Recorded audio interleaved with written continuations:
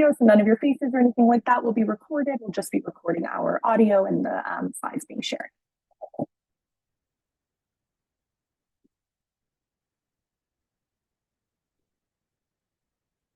Just want to make sure recording is working. No. Okay. Okay. Great. So we will go ahead and get started. So good afternoon, everyone. Thank you so much for being here with us. This webinar today is on extragenital STI testing. It is the first webinar in our monthly webinar series called Sexual Health Monthly, Continuing Education for Clinical Providers. Starting in January, this webinar series will take place on the third Wednesday of the month from noon to 1 Eastern Time, and we'll share more about upcoming webinars at the end of this one today. But for today, we are talking about extragenital STI testing. This webinar will be presented predominantly by Dr. Natalie New. Dr. New is the medical director of the New York City STI HIV Prevention Training Center and a professor of pediatrics at Columbia University Medical Center in the Department of Pediatric Infectious Disease. I'll also be speaking periodically throughout the webinar today. My name is Jessica Steinke, and I'm a senior program manager with the New York City STI HIV Prevention Training Center. For those who don't know, the Prevention Training Center is funded by the CDC. We're one of 8 nationally funded centers. And we'll talk a little bit more about who we are towards the end, what resources exist, both from our PTC as well as from the national network of PTCs. We go to the next slide. These are just our disclosures. Next slide. And from here, Natalie, I will hand it over to you. Great. Thanks, Jessica. Welcome everyone today to our webinar. The learning objectives for today are that we would like you to understand trends in sexually transmitted infections in the US. We're going to talk about ideal screening times and tests to be used for STIs. And we're also going to focus on special populations in regards to that. We're going to show you some resources about testing and ways that you can introduce testing and testing procedures into your clinical practice. So hopefully we'll present you some very practical and usable information today. Next slide. So before we start, we want to sort of have a little pre-activity assessment. You'll see a poll that we just pulled up. What and where is the best anatomical site to test for STIs? Is it the first one at the site of symptoms? The urine is the most reliable and easy to do. You're going to test urine, throat, rectal for MSM at least annually, or you're going to test urine, throat, rectal for all patients assessing STI care with or without symptoms based on shared decision-making. Go ahead and put your answer to that in the poll. It might not be what you actually do, or it might be what is the gold standard rather than what you're actually able to do at your site. Answers are still coming in, so I'm going to give it just a second.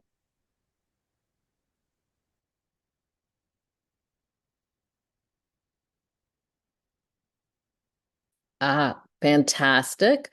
So at least close to 70% of you said test all 3 sites with or without symptoms based on shared decision making. And yes, that would be the ideal answer.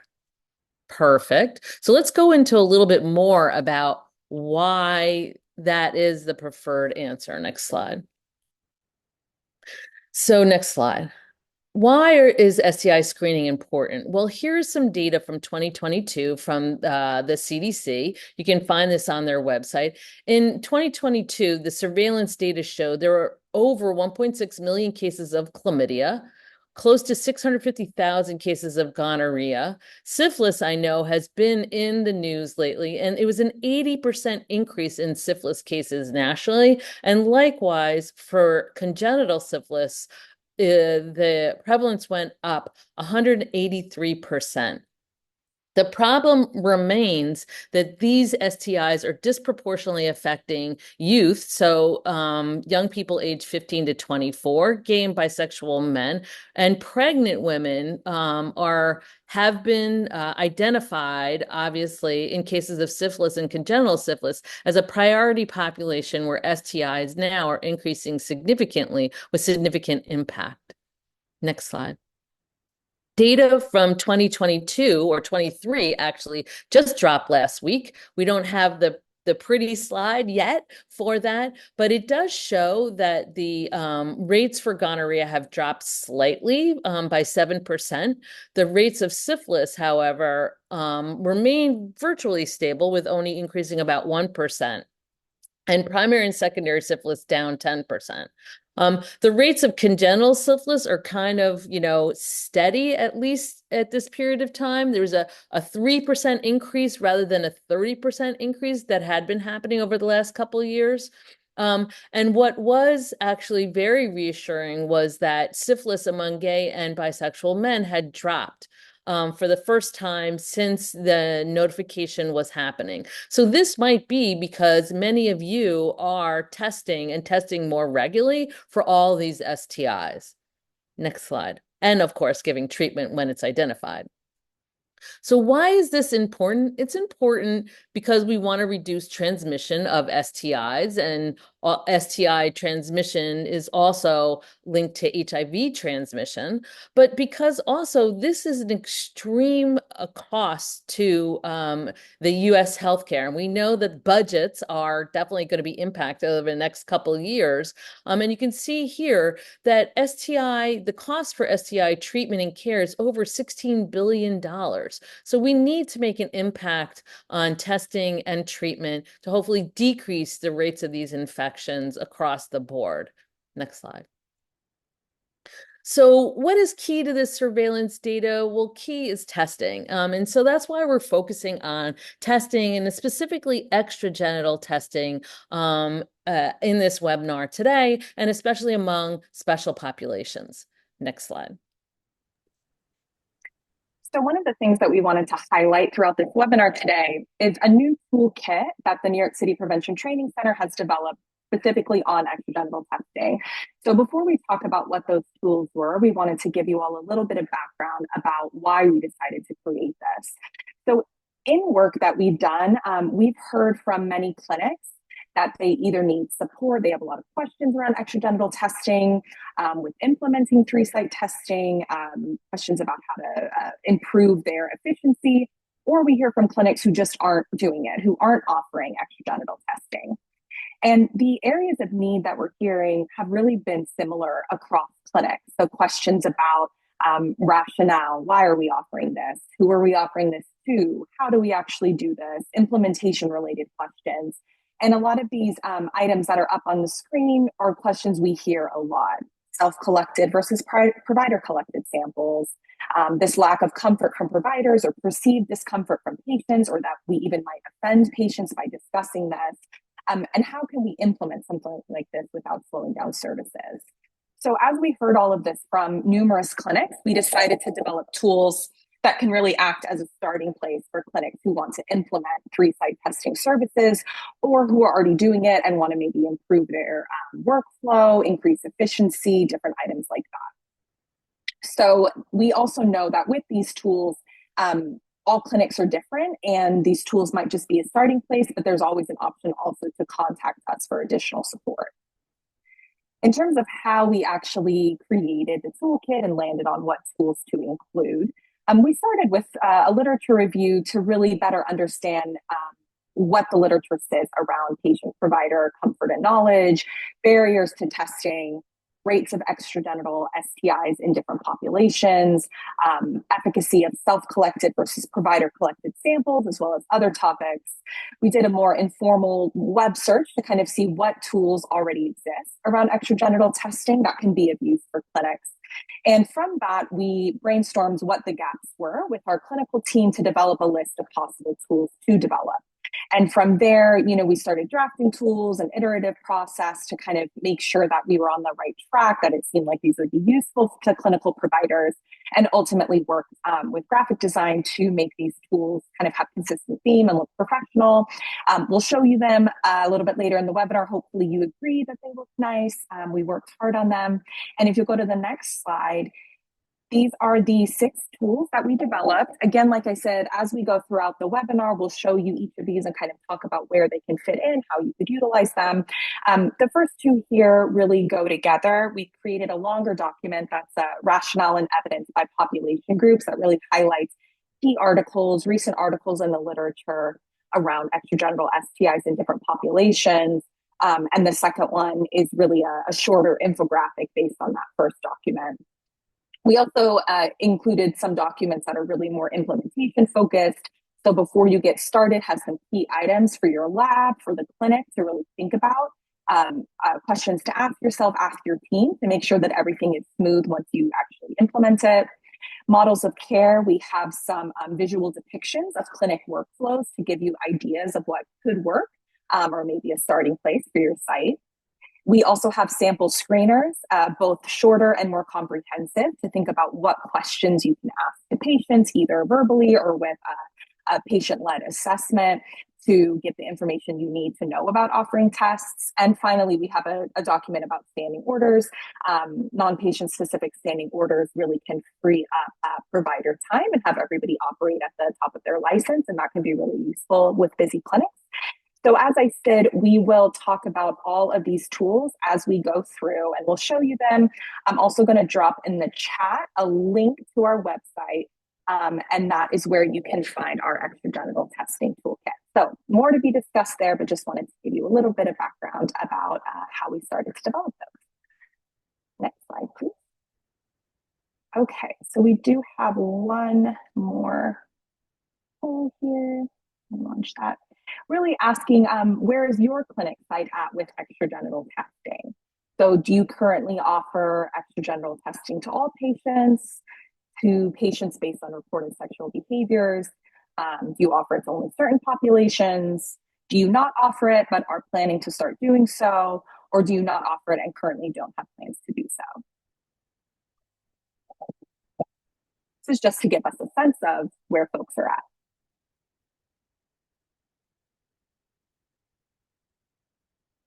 I'm just going to give it another minute.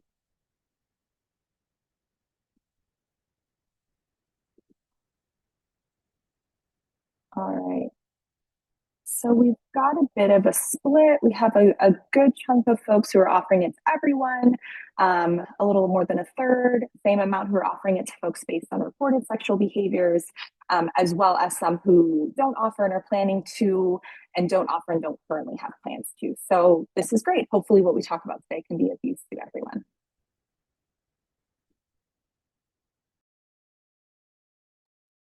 So let's use a case as a jump off point to talk about the why and how extragenital testing became so a focused area for the CDC and for the STI guidelines. So this is Jesse, 17-year-old cisgender male.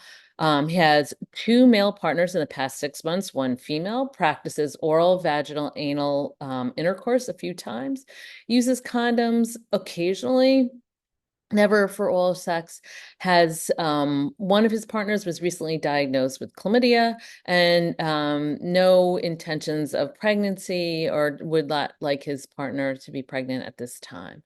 So this is an illustration of the 5 Ps, which is standard assessment for STI evaluation: partners, practices, prevention, previous STIs, and pregnancy intention. If you can have that sort of in your head, it'll give you a framework for discussion with patients every time you have a visit with them. Next slide. Another framework for discussing STIs is the and sexual health is the goals framework. So in this framework, this was developed by the New York State Department of Health and AIDS Institute, and it's really a framework to promote universal screening, to really emphasize the benefits rather than the risk of STI testing, to enforce positive interactions with the healthcare and promote engagement, for just sort of establish patients wanting their healthcare provider to talk to them about sexual health. Next slide. Let's go and dive a little bit deeper about what it means by goals. So the goals stands for giving a preamble about that emphasizes sexual health. So for example, I'd like to talk to you, take a couple minutes, talk to you about your sexual health. I talk about this with everyone. It's really important for me to understand what your framework is around this so I can help you better. Offer opt-out testing. So really saying, I offer all my patients 3-site testing, regardless of the sites where, or maybe you don't want to discuss the sites or where you're having sex, but I think it's really important to do this, and HIV testing as well is important. When you're having this discussion, ask it in open-ended way. So tell me a little bit about your sex life, or what are some of your challenges in regards to having sex, for example, can be one of the questions that you ask. Listen, and then you can probe a little bit more. You want them to be able to share with you. Dead silence is a little bit of a killer, but it is important to allow them to speak freely, normalize behaviors, and then, of course, suggesting a course of action. I feel like it's important for you to get tested. This is a safe space for you. Let's talk about, maybe you should consider PrEP, or pre-exposure prophylaxis for HIV, for example. So it gives you a framework for suggesting a course of action for preventive sexual health behaviors for the future. Next slide. So what do we mean about taking a sex positive, history? We really want to have an attitude that celebrates sexuality, that's sort of, a happiness, rather than making it stigmatizing or negative.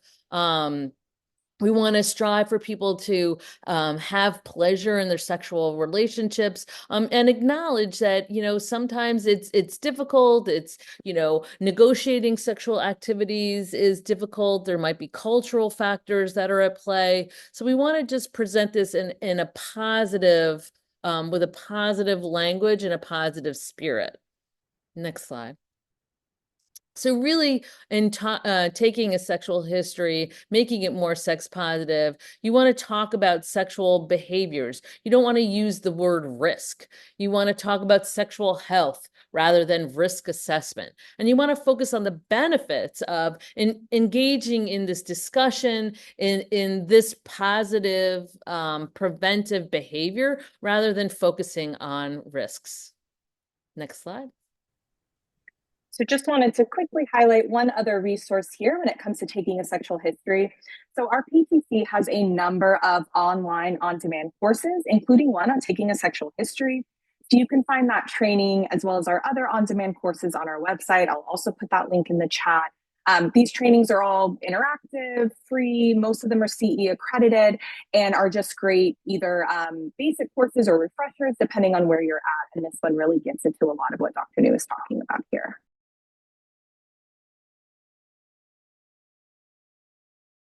All right, and then, sorry, I was just putting this in the chat, on-demand trainings. All right, so the first of the toolkit tools I wanted to highlight here is the sample screeners. So Dr. New was just talking about, how do we take a sexual history? How do we get this information from patients?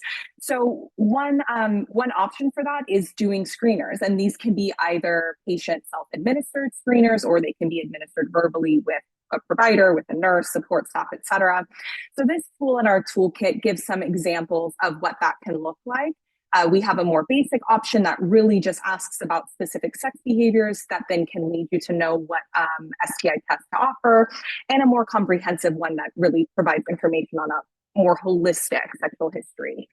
For both of these, we include language that can be used as a preamble, which again can either be included on a written paper or tablet self-assessment that a patient's doing themselves, or that can be said if these questions are being asked to a patient. And that preamble is so important just to give the rationale for why these questions are being asked, as well as to emphasize confidentiality, which is always reported as a concern of patients. So it's just really important to remember to include that in whatever way you do it. There are obviously pros and cons to each of the ways that you can offer these screeners. And it's really going to depend on what works best for your clinic site. If your patients tend to spend time waiting before a visit, this could be one way to utilize that time. But again, this depends on your own clinic's kind of policies, workflows, available staff, et cetera. And by no means do these screeners need to be used exactly as written. They can be very much adapted for whatever works, again, for your site. So let's go back to Jesse. I want to show you what a typical workup would be if this young person came to our clinical practice. We would offer HIV antibody antigen testing, hepatitis C antibody testing, urine for gonorrhea and chlamydia, as well as pharyngeal and rectal gonorrhea and chlamydia, and an RPR. Next slide. So why did we do these tests? Well, again, it's based on the sexual history. When we talked to Jesse, he revealed that he was having oral, vaginal, and anal sex sometimes. So really, because he's had exposure at all three body sites, we want to emphasize the fact that testing then at all three sites is very important. And this testing can either be done by the provider or be done by the patient. And we're going to go into that a little bit later. In populations who are gender diverse or transgender men, you want to test at the anatomical site. So transgender men who still have a cervix, you should be doing a cervical swab, or transgender men with a neophallus without a vaginectomy, you want to do a vaginal swab as well. So really just approaching extragenital testing based on the anatomy and the locations where people are saying that they're having sexual contact are the sites where you want to test. Next slide.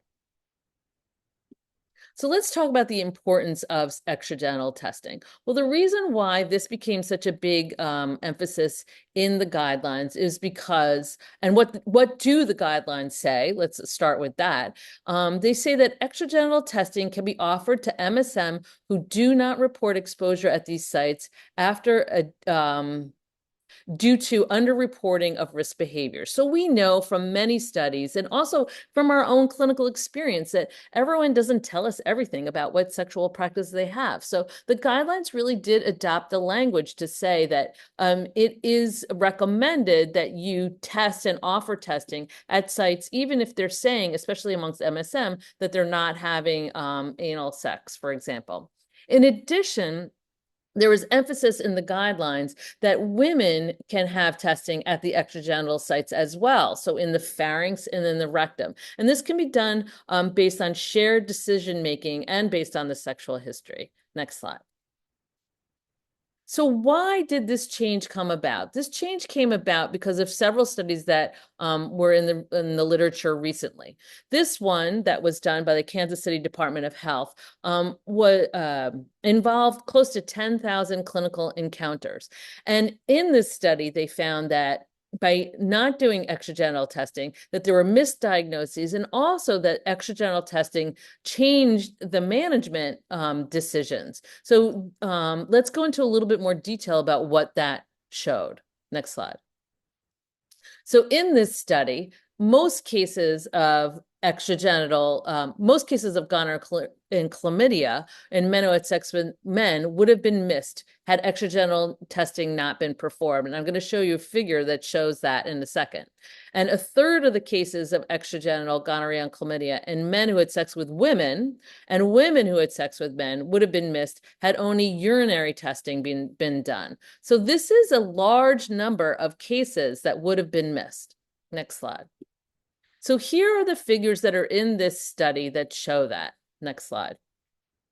On the top part of this figure, you see on the left-hand side gonorrhea and the right-hand side chlamydia.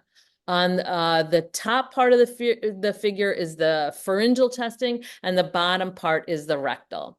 You see the red arrows there that show that the gray bars are the combination of extragenital testing and urinary testing, and the dark bars are extragenital testing alone.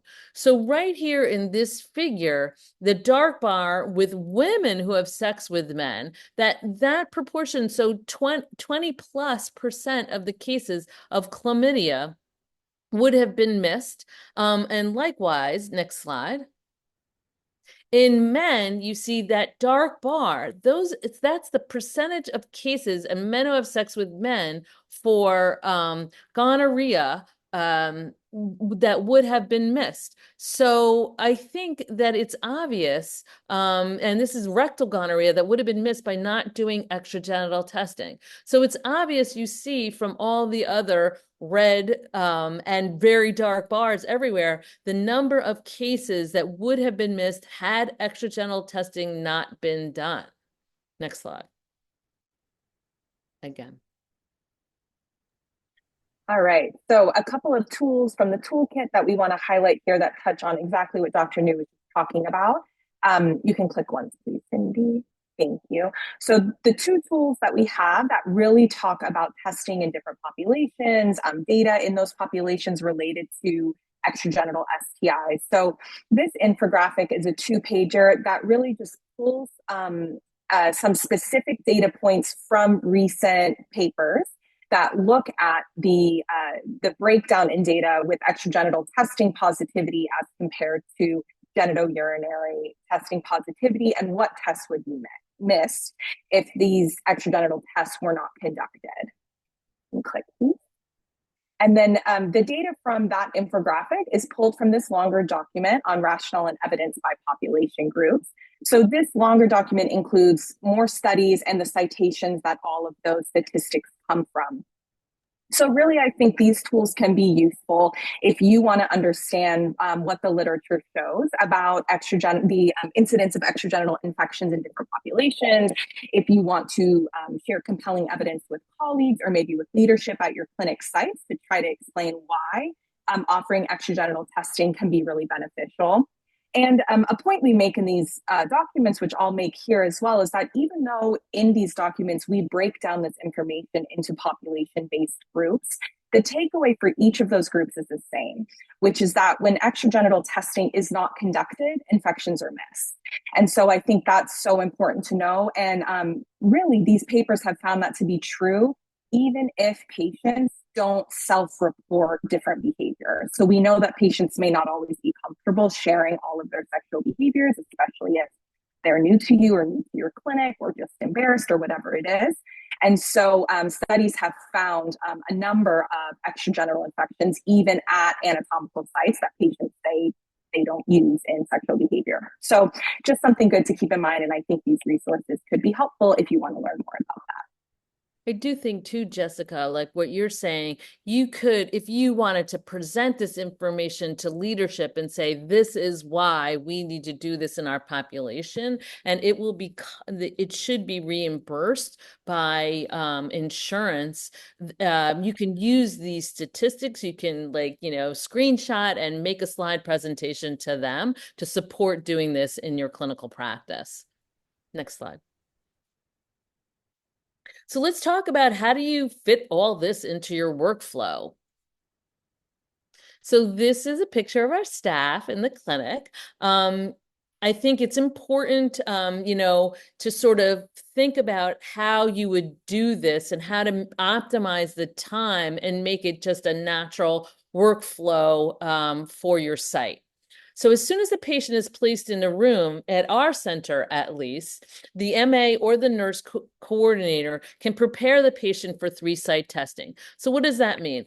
You can have the labels pre-printed. You can give the patient have a bag already set up with the patient's label on it, explain to them how to do it. If the whole team is involved in this and understands how to do this, we're more likely to have it done and have it just be like, this is what we normally do. It's, the best thing for you when you're attending our clinical practice. Next slide. So You can do it, in your room, or you can also have it all set up in a separate location, like in the bathroom, for example. So in our bathroom, we have a infographic there that shows how to do it. You can have a mirror that's set up. You can have a shelf where they can put the specimens. You don't want people dropping things on the floor. And if you have it all in a bathroom space, it's private and people can feel comfortable doing it in that space. Next slide. We have this, we're up and ready and running before the clinic starts for the day. So you can have all your kits, all three sample collection things. So you can see here, there's a urine cup, and then the pharyngeal and the rectal swab are the same. So you just have to make sure you label them by either a T or an R for rectal or pharyngeal, and you can have that available in every single exam room. Next slide. You can see here, this is what we use. This is the Aptima. They're in it. It comes with two different uh, swabs in it. One is the specimen collection swab, and the other one is sort of a cleaning swab that can be thrown away. So just make sure that you explain to the patient or that you open it up and hand them the correct swab to use. I often find that it's better to label things in advance. I also find that explaining to them that you have to open up the tube, put the swab in, make sure you put your hand sort of on the top as you're doing it when you crack off the swab thing so it doesn't fly up and hit you in the face, which you don't want to happen. So all these like little techniques that we're used to doing every day, if you explain it to the patient, if they're going to self-swab, I think that's the easiest way to do, and you're going to get like more buy-in by doing that and sort of normalizing, hey, here's the procedure, let me just explain it to you and from the get-go.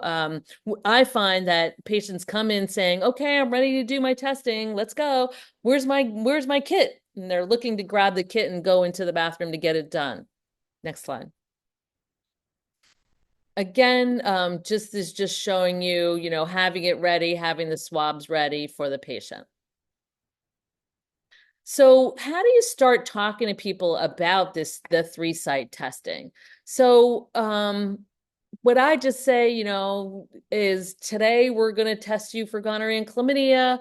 We know that it could be in your throat or it can be in your bottom. And patients will say, well, I don't do sex down there. Well, we know that the vagina and the rectum are sort of co-located, and people sort of get a giggle out of that. And everything is sort of close together. Or if you're having, you're using fingers, or if you're using other devices or dildos or other things, sort of things can get mixed up down there. So let's just test all 3 sites. And like, if you want to do it yourself, you can go ahead and do it in the bathroom, or I can help you. I can show you however you want to do it. I'm here to help you.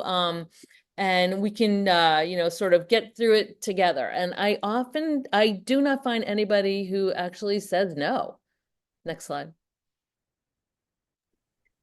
So the last few tools we're going to highlight here really touch on different implementation aspects with extragenital testing. So first, we're going to talk about models of care. So in our toolkit, our model of care tool highlights 2 different models of care.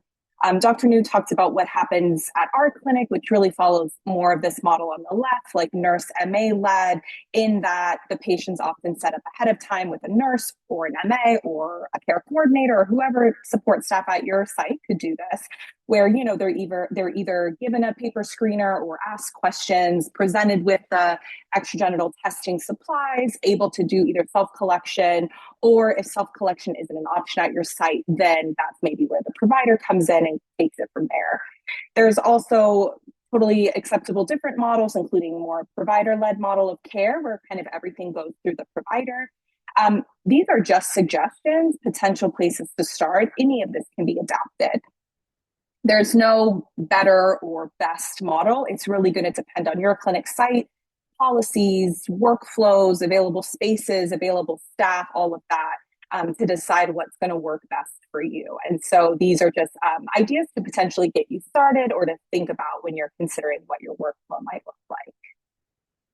I do think too, like the fast track STI testing, the nurse MA model really it is perfect for the you patients who are asymptomatic who come in, they give do the quick screener and then they have everything ready. That's a perfect model for that. Also, if you're in a very busy clinic like ours is, having all that stuff done in advance is really time efficient and helpful to the provider. Definitely. And speaking of trying to be as time efficient as possible, another tool we have in the toolkit is on standing orders. So non-patient specific standing orders basically just mean that a provider could write a non-patient specific standing order for testing, and then a non-provider healthcare professional could then order the testing. So a nurse could order the testing without the patient seeing a provider. The ability to do standing orders can depend on a lot of factors, including state laws, potential union issues, site policies, and more. So this tool really exists to kind of give you information about standing orders, some items that you might need to look into when considering if you can and how to set up standing orders. And we also include some example standing orders as well. So you can get a sense of what that looks like. How do different sites do this? Again, all of these tools were designed to be as generally applicable as possible. But if you have questions about how to do something at your specific site, you can always reach out to us and we can try to help you with more individualized support. And then the last tool that we're going to talk about here is our Before You Get Started document. And so this tool just really gives some ideas, ask some questions, present some items to consider, both related to the lab as well as related to the clinic space.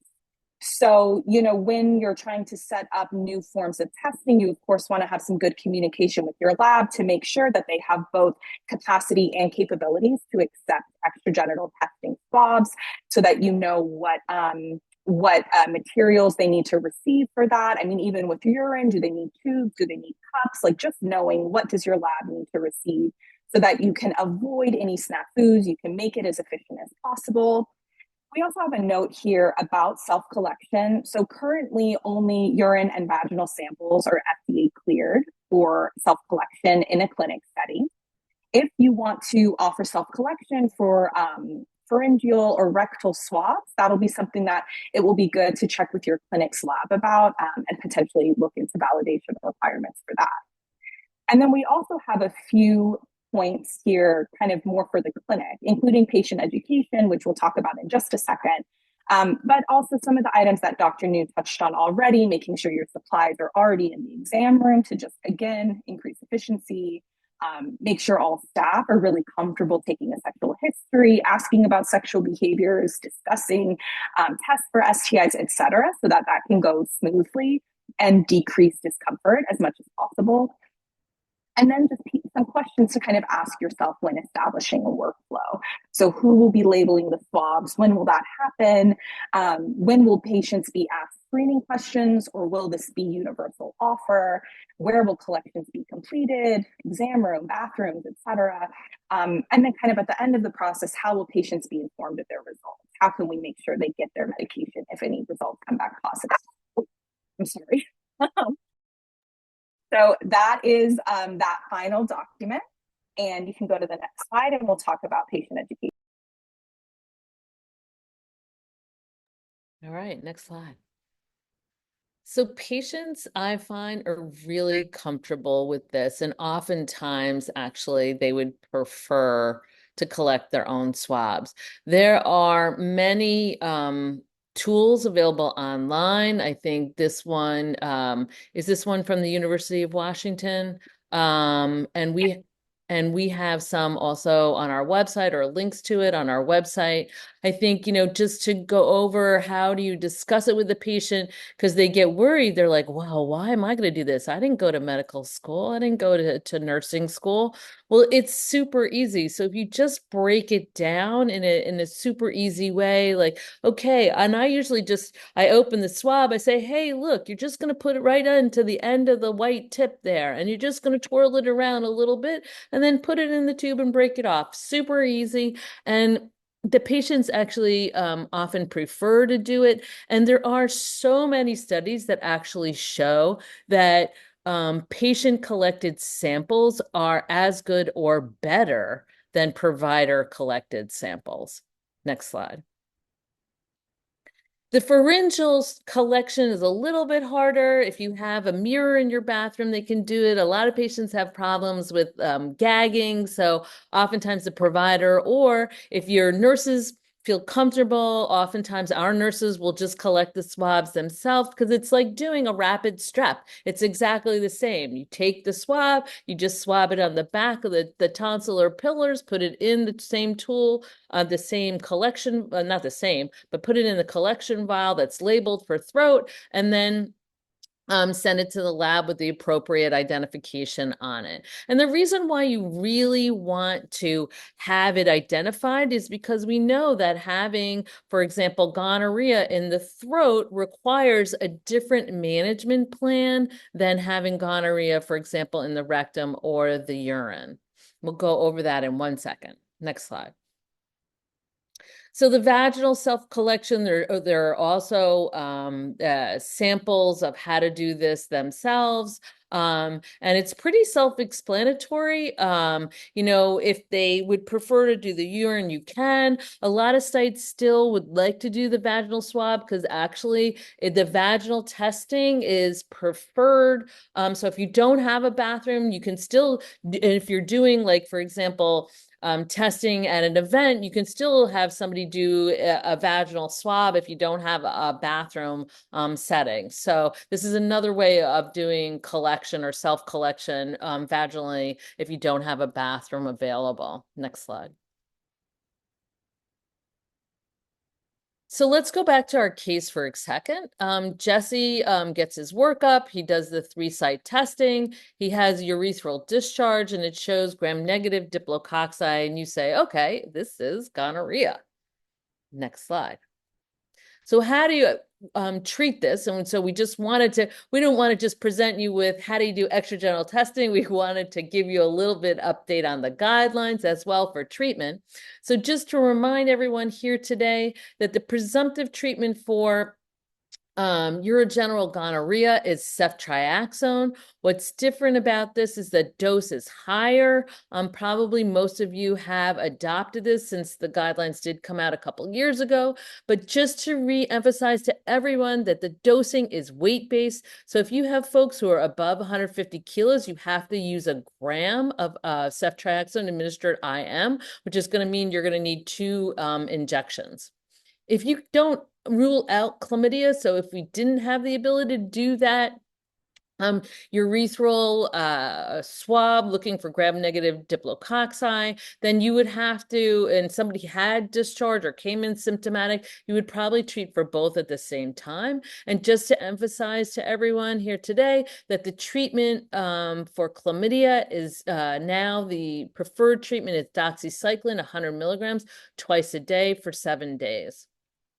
The reason for these changes, are that for gonorrhea, it's really that the minimum inhibitory concentrations for gonorrhea has gone up, and we know we have to use, therefore, a higher dose of ceftriaxone, and especially since getting treatment into the pharynx is so difficult and not reliable, you have to give the higher dose in order to kill the organisms. We know for chlamydia, the reason why doxycycline is now the preferred regimen is because of efficacy. So many studies looking at failure of therapy showed that doxycycline was between 20 and 26% more efficacious than chlamydia, especially for rectal disease. And if folks are not doing extragenital testing and you're treating for chlamydia, many of those cases then had failure of therapy because they were using azithro instead of doxycycline. And so therefore, doxycycline is now the preferred regimen over azithromycin. Of course, there are times when you would use azithromycin, somebody who is pregnant, for example, or if somebody doesn't have access to doxycycline, is uninsured, or if you have medicine in the clinic, or there's a confidentiality issue and they don't want to have the doxycycline at home. So it's really with shared decision making for the chlamydia that you can also discuss about alternatives to the doxycycline. Next slide. The alternatives, so if ceftriaxone is not available at your site, you can use oral cefixime for uncomplicated cervical or urinary rectal gonorrhea. However, there are no alternatives for pharyngeal infection. If somebody has an allergy, there are no alternatives to ceftriaxone for pharyngeal infection.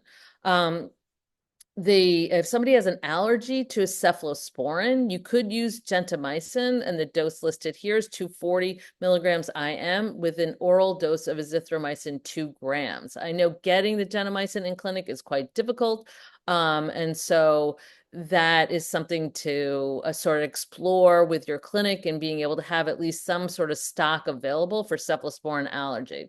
That being said, cephalosporin allergy is pretty rare. Somebody who has a penicillin allergy does not necessarily have a cephalosporin allergy. And in fact, we know that oftentimes they do not. So really exploring what the penicillin allergy is really important. And having a pen allergy does not mean that you can't use ceftriaxone. Next slide. So here is a table for your, for you to be able to look at. These are the screening recommendations. It's a summary that we can sort of go over here in the time that we have available. So men who have sex with men, the screening recommendations are at least annually at the site of exposure. But as we just mentioned, the guidelines do permit testing at sites, other extragenital sites, even if people are not describing sexual activity at those sites. And I have to say, I have a young man who has been coming to me for the last 10 years, never says that he has anal sex, and oftentimes his anal testing is positive for gonorrhea or chlamydia. So it's just something that we just say, okay, you're going to do all the site testing. Yes, I am. And he doesn't maybe feel comfortable disclosing that, but he does get the testing done, and that's been super helpful. Testing in men who have sex with men can be as often as every 3 months and really kind of depends on your patient population. Folks who are on PrEP, so pre-exposure prophylaxis for HIV prevention, should be assessed every 3 months and have STI screening. We know that STIs in those populations are increased, and so having testing and also offering potentially doxy-PEP, which maybe we'll have a talk on in the future, would be helpful in those populations. Folks living with HIV should also be assessed at the similar intervals to patients who are on PrEP, so every 3 months or as appropriate. Non-pregnant women, at least annually. You can definitely make a case for extragenital testing, and what we just talked about, that women who didn't disclose that they had anal sex had anal chlamydial infection. So with a shared decision-making model, you can have them do anal testing. Oftentimes, women are not being offered oral testing, and they're having oral sex. I know a lot of college students are telling us this. So offering oral pharyngeal testing is very important for STIs. It's a hidden site, and we know that treatment is different, especially if you're identifying pharyngeal gonorrhea. And finally, pregnant men who have sex with women, consider screening in high-risk populations. So if somebody is sexually active, if you're in an STI clinic, if somebody's having sex, they're high risk as far as I'm concerned. So you can test at all 3 sites, and that's how we offer testing all the time. Pregnant women, I cannot mention it enough. Testing at the first prenatal visit in the third trimester is super important. We do not want to have congenital infections with STIs, especially important for syphilis. And there are many now state laws that are that recommend testing in the third trimester or even at delivery, for example, for syphilis. So testing during pregnancy is incredibly important. Next slide. All right, so we are wrapping up here and we're just going to share some different resources and then we'll do some Q&A. So again, the extragenital testing toolkit that we've been talking about today, as well as other resources, are available at our website. I'm just going to drop our website here in the chat for everyone, and you can find the toolkit, other resources, those on-demand trainings, all on our website. We are in the process of translating the extragenital testing toolkit into Spanish, so that will be coming soon. As mentioned, we can also support your site with individualized technical assistance. You can reach out to us via a form on our website for that. And our region, as I said at the beginning, we're one of 8 funded PTCs. So our region includes New York, New Jersey, Puerto Rico, US Virgin Islands, Michigan, Indiana, and Ohio. If you are not in our region, you can check nnptc.org for your regional PTC. That's who you would reach out to for any individualized support. But the resources available on our website are for anybody. So feel free to look at those no matter where you're located. Next slide, please. We wanted to finish with one more little poll, just asking if you think this toolkit could be useful for your clinic site. Yes, all of it. Yes, some of it. Maybe no. There's a little sad face by the no, but really I won't take it personally if you don't think it will be useful for you. So feel free to be honest. Going to give a second for response to come in. All right, well, either it is extremely useful or you're all extremely kind, or both. But yes, all of it, or yes, some of it. So thank you. We're really glad to hear that, and we'll make sure you all have access to it. A couple more resources. Next slide, please. So the PTCs do have an online warm line for clinical questions. So that's stdccn.org. So this is a free online system where clinicians can submit any STI questions that you, particularly about cases, and an expert will get back to you within 1 to 5 business days. So Dr. New is one of the folks who responds for questions in our region. So that's a great resource to know about. And then finally, just wanted to share some upcoming webinars on the next slide here. So this same webinar will be presented next month in Spanish, and that is both to spread this information as far as possible within our region, and also to highlight the fact that the extragenital testing toolkit is being translated into Spanish. We will share this with you if you have colleagues you'd like to share it with. And then one more click, please. So this is, as I mentioned at the beginning, the first webinar in our monthly webinar series starting in January 2025. This will be taking place on the 3rd Wednesday of every month from noon to 1. We currently have webinars planned for January through April, and we're going to keep adding more moving forward. So this flyer, these webinars, are available on our website. I'm going to drop a link in the chat. We will also email this all to you, so if you can't keep up with my many links, no worries. But you can find those webinars online. We also do have a monthly newsletter. I would recommend signing up for it, as that's where we'll share any upcoming webinars. That's where we'll share new tools, new resources, etc. So if you'd like to sign up for it, please do. We promise not to spam you. And with that, we can turn it over to question time. So there are a few questions here. I see Dr. New answered one of the questions in the Q&A chat. So just kind of asking about syphilis RPR testing versus Cascade. So really the answer is depending on what your system offers.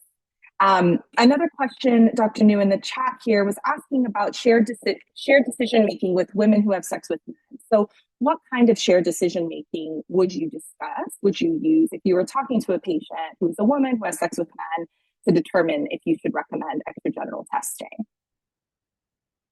So what shared decision making? I think that in terms of discussing extragenital testing, I think if first starting with, tell me what practices you do. Are you having oral sex? Is it condomless sex? And sort of emphasizing that you can have infections in the throat without knowing that you have symptoms. We know that 70% of infections, not just the throat, but the urinary system and rectally, are asymptomatic. And so therefore, the recommendation is that people test at the sites of where they're having sex. I think we do know that the data, there are many, many studies that show that even though women are having, if women say I'm only having vaginal sex, that because of auto-inoculation, so oral, genital, finger, genital, sexual practices, that you can have the infection sort of migrate to the rectal region. And if you don't test in all three sites, you would miss the diagnosis. And there are consequences of not identifying gonorrhea and chlamydia at extragenital sites. So rectally, you can develop fissures, for example, with chlamydia. You can have discharge.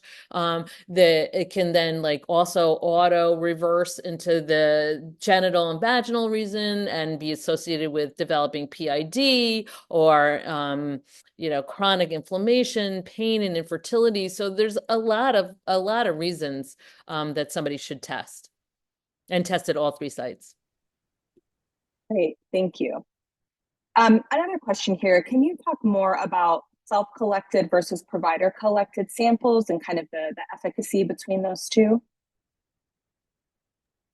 So there are studies, and we could, I think probably in the toolkit, we'll have to see that those are cited. But the self-collected, the studies show that the efficacy of having a positive test is similar or better with patient-collected versus provider-collected. So we actually did a validation study at our site, and you can work with your lab on that.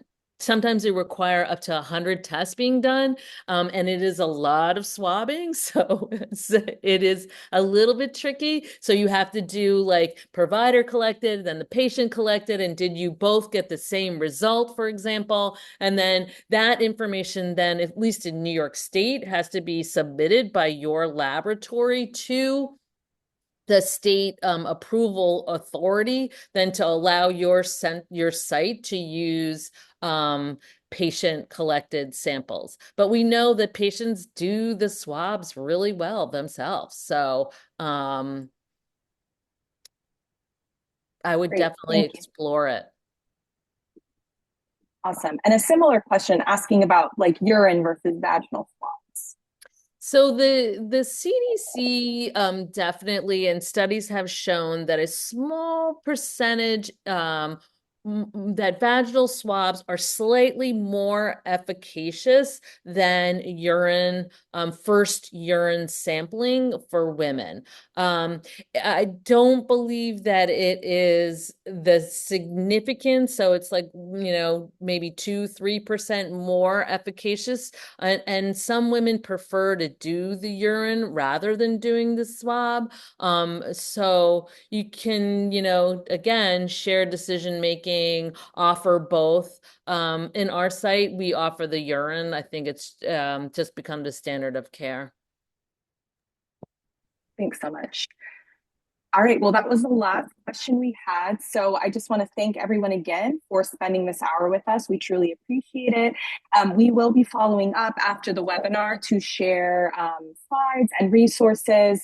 We will also share instructions to claim CE for this webinar, and that will come early next week. So we'll likely share everything together early next week. So stay tuned for that.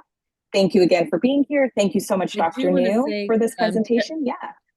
I do want to say also that please utilize our clinical consultation line. I think I was just at a national conference for Ryan White providers and STIs, and it's so even, the experts in the field end up talking about cases, and it's a give and take. So it's a really great resource, even if you just want validation that what you're doing is the right thing to do. I think we're here for you to support you. With STI management, testing, treatment decisions. So please utilize the consultation line. Thanks so much for that. All right. Well, thank you everyone again. I hope you have a great rest of your day.